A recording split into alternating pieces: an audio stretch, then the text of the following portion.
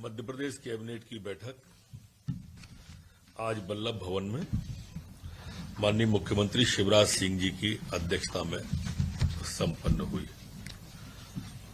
आज मुख्यमंत्री जी ने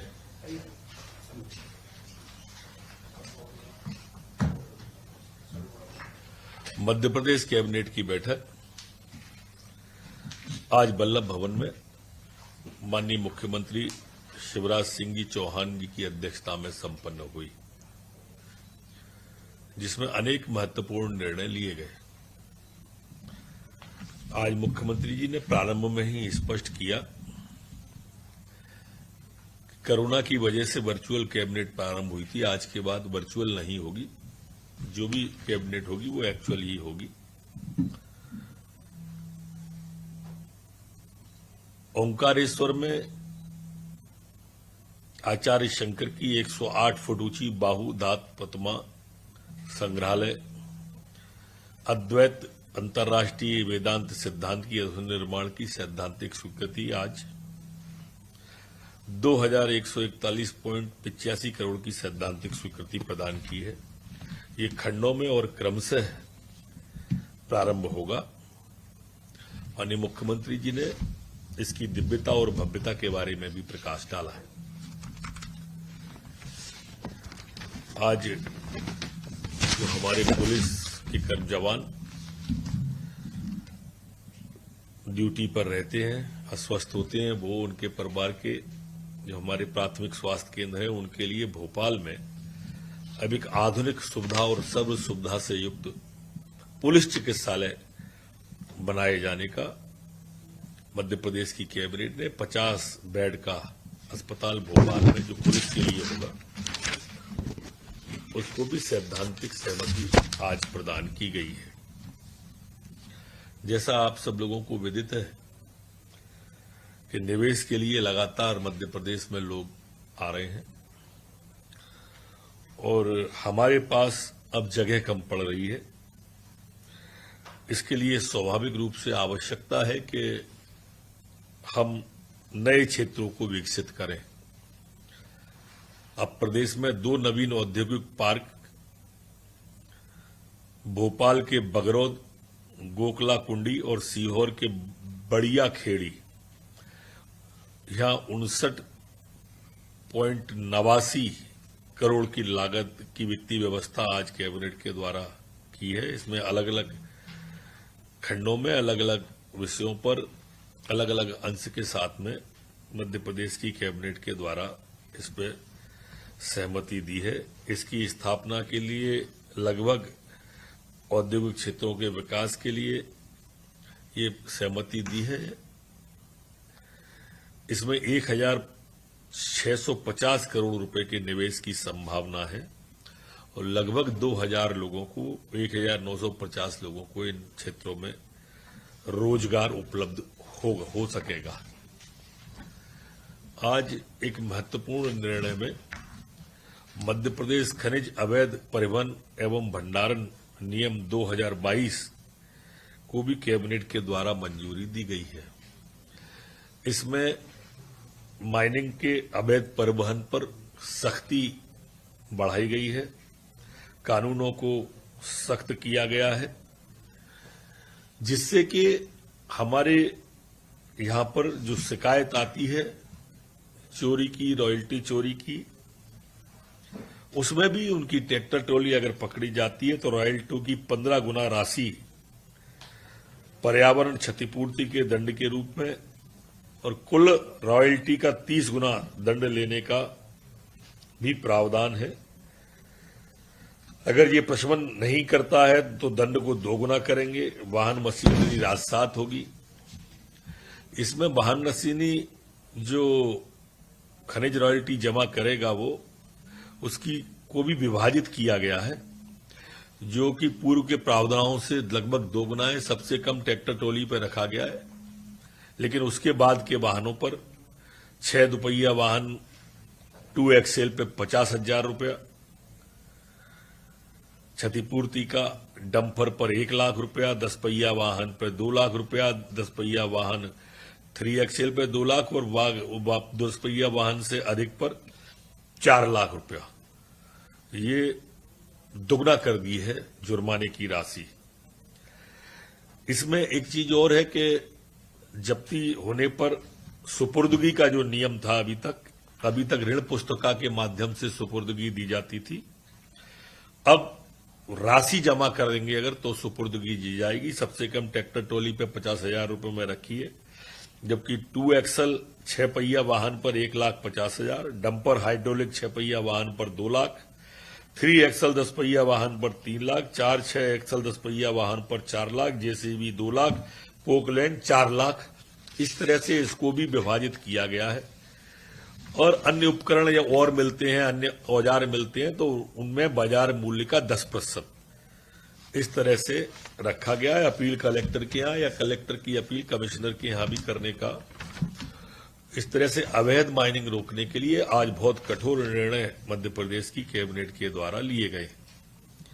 लोक सेवा प्रबंधन विभाग में जो हमारे संचालित लोक सेवा केंद्र थे, तो वो प्रारंभ में जब लॉकडाउन हुआ था प्रदेश के अंदर 1 अप्रैल से 31 मई वाले में, उस समय ये हमारे केंद्र बंद रहे थे, तो इनको वीजीएफ की जो पात्रता थी इनकी उसको शून्य किया गया है।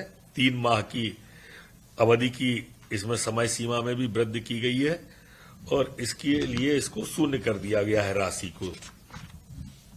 शहरी समर्पित परिवहन कोष को निरंतर रखते हुए आज मध्य प्रदेश की कैबिनेट के यादा यूडीटीएफ मद को 80 करोड़ रुपए जो तालिका में दिया गया उसके अनुसार सहमति प्रदान की है। एक अन्य योजना जो काफी महत्व की है, अटल नवीनीकरण शहरी निवर्तन योजना, जिसमें हमारे कई चीजें नगरीय निकायों में आती थी। अभी तक इसमें कुछ चिन्हित शहर और नगर पालिका ली गई थी, अब पूरे मध्य प्रदेश की नगर पालिकाओं को लेने का मध्य प्रदेश की कैबिनेट ने तय किया है। इसमें खासकर जल प्रदाय, सीवरेज, फीकल फ्लड प्रबंधन, जल संरचनाओं का नवीनीकरण, हरित क्षेत्र, पार्क विकास, ऐसी अनेक योजनाएं हैं जिनको लेने का आज कैबिनेट ने पूरे प्रदेश के जो हमारी अमृत 2 योजना आई है उसको अब सभी नगर पालिका उसमें लागू करने का तय किया है। इस प्रकार कुल योजना की राशि 11,680 करोड़ रुपया है, जो कि अमृत घटकों के द्वारा और राज्य शासन के द्वारा राशि अपनी इनको भी प्रदान की जाएगी। एक दूसरी लोक निर्माण विभाग का राष्ट्रीय राजमार्ग 92 भिंड इटावा जो है, इसमें केंद्रीय सड़क अधोसंरचना निधि के अंतर्गत राज्य शासन की राशि के साथ में महारानी लक्ष्मीबाई प्रतिमा तक स्वर्ण नाले के ऊपर 4 लेन एलिवेटेड कॉरिडोर फ्लाईओवर के निर्माण की स्वीकृति आज दी गई है, जो कि हमारे ग्वालियर के विकास की दृष्टि से बहुत महत्वपूर्ण निर्णय आज मध्य प्रदेश की कैबिनेट ने किया है और इसके लिए अलग अलग राशि मंजूर की गई है। इसकी अनुमानित लागत 446 करोड़ 92 लाख रुपया है। इसके लिए अन्य प्रावधान भी किए गए हैं और ये फ्लाईओवर है पूरे शहर के अंदर, बीच में से स्वर्ण रेखा नाले पे से महारानी लक्ष्मीबाई समाधि के स्टेचू तक आएगा।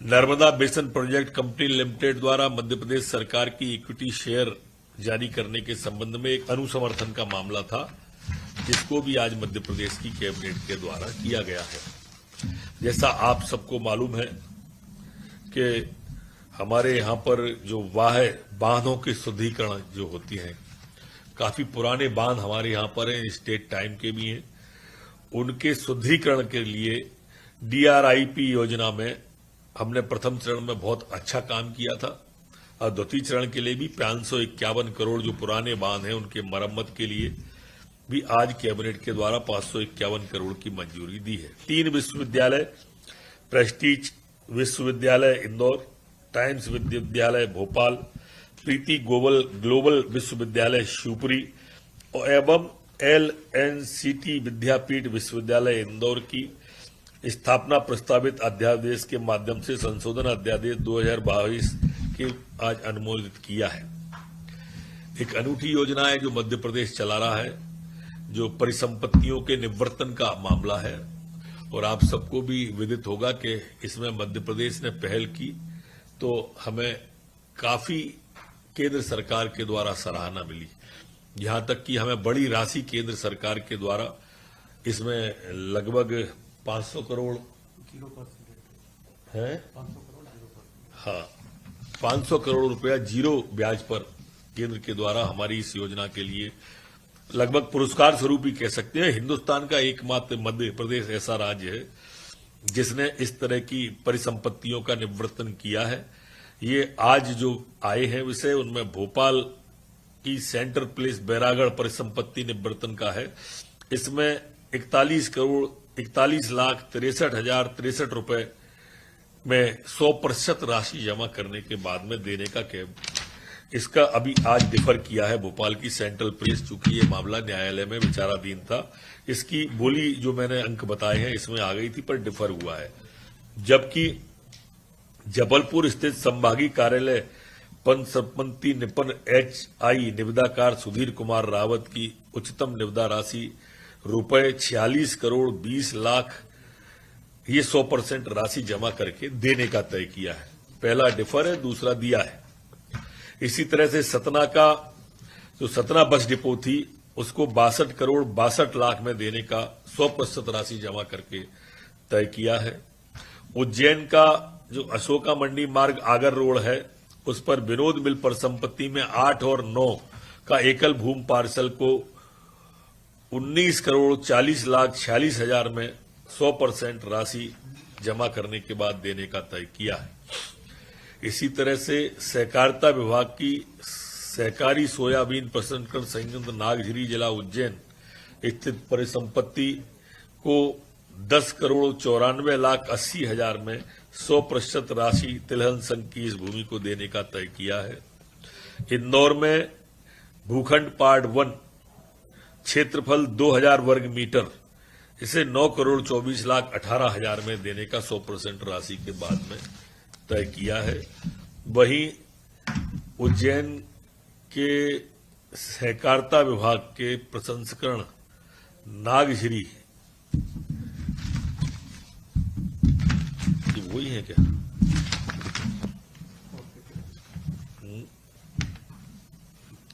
आ गया, ये दोनों आ गए नागझिरी।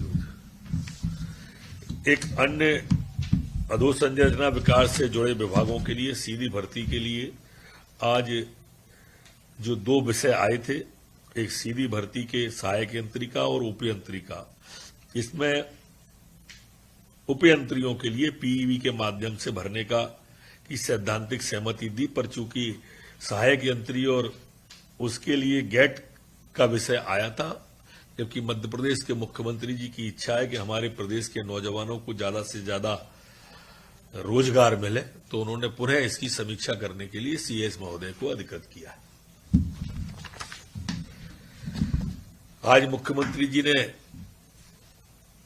2 बात और बोली। 12 तारीख को फसल बीमा योजना का कार्यक्रम संपूर्ण प्रदेश के अंदर मनाया जाएगा। मैं यहां यह कहना भी प्रासंगिक समझता हूं कि हमारी सरकार एकमात्र ऐसी सरकार है, वो सरकार थी जिसने 4000-5000 कुल करोड़ रुपया किसानों के बीमा और कर्जा माफी के नाम पर कुछ भी नहीं किया और प्रदेश के अंदर, जबकि हमने अकेले बीमा में ही 10,000 करोड़ से ऊपर की राशि किसानों को देने के लिए पहला और दूसरा मिला लेते हैं।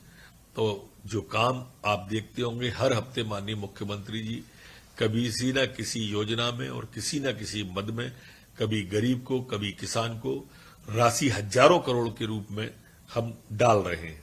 वह कार्यक्रम 12 तारीख को फसल बीमा योजना का होगा। कल आपने देखा होगा माननीय मुख्यमंत्री जी जैत में गए थे गांव का गौरव दिवस मनाने के लिए। आज उन्होंने सभी मंत्रियों से कहा भी है कि सभी लोग अपने अपने गांव में गौरव दिवस के रूप में मनाने के लिए प्रयास करें।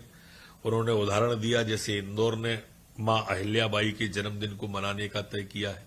भोपाल में जब विलीनीकरण की तारीख थी उसमें भोपाल का मनाने का तय किया है और विस्तार से उन्होंने इसको सभी के सामने रखा भी कि किस तरह से जब पुराने लोग जो गांव के थे उन्हें बुलाया और उनमें कितना उत्साह का वातावरण था। कई लोगों ने आंगनवाड़ी गोद ले ली, कई लोगों ने गांव के बच्चों को पढ़ाने की जिम्मेदारी ली। तो जब लोगों को उस दिन वहां बुलाया जाएगा गौरव के रूप में, तो लोगों के अंदर एक ओज और उत्साह और अहम स्वाभिमान भी आता है। और इसलिए इस तरह के कार्यक्रमों को करने के लिए आज उन्होंने सभी से कहा है कि अगली बैठक के पहले अपनी अपनी राय गांव की तारीख तय करके इस बारे में रखें। कुछ रहा था? ताज़ा खबरों के लिए सब्सक्राइब करें JSR टाइम्स और साथ ही नोटिफिकेशन पाने के लिए बेल आइकन को दबाएं।